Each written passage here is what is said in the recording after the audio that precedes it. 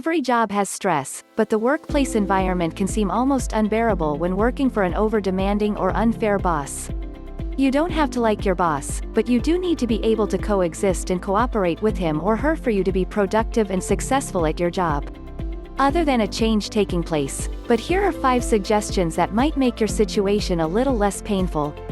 Number 1. Think of your boss as a parent and you as his teenage child.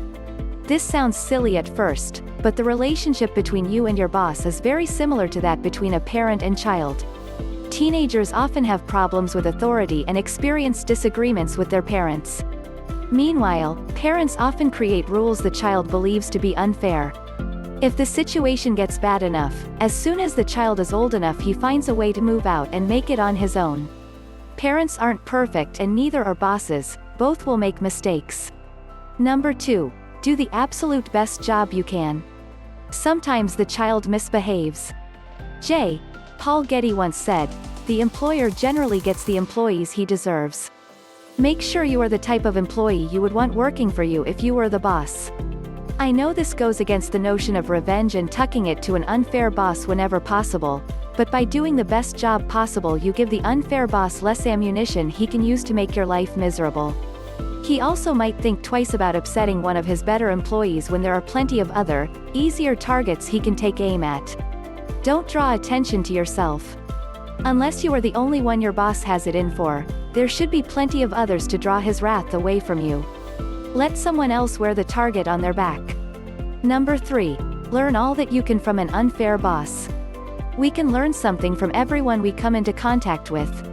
While from a good boss we can learn good management techniques, it is also true that from a poor boss we can learn how not to act.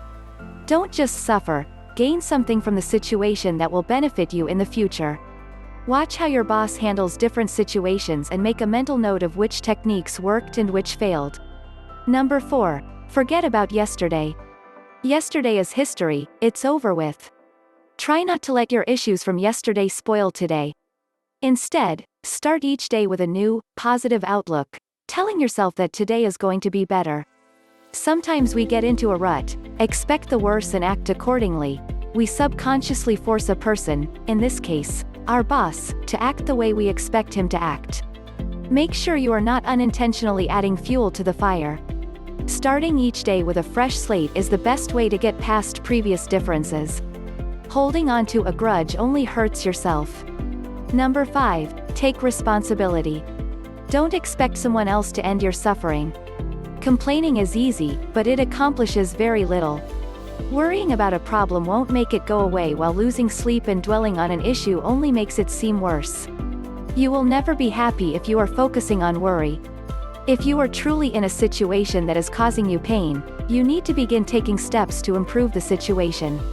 The Roman philosopher Sallust said, "Every man is the architect of his own fortune." Have you actually looked for another job? Have you tried to improve your skills through in-house training, adult learning centers, books or correspondence courses? Even the smallest step in the right direction is progress.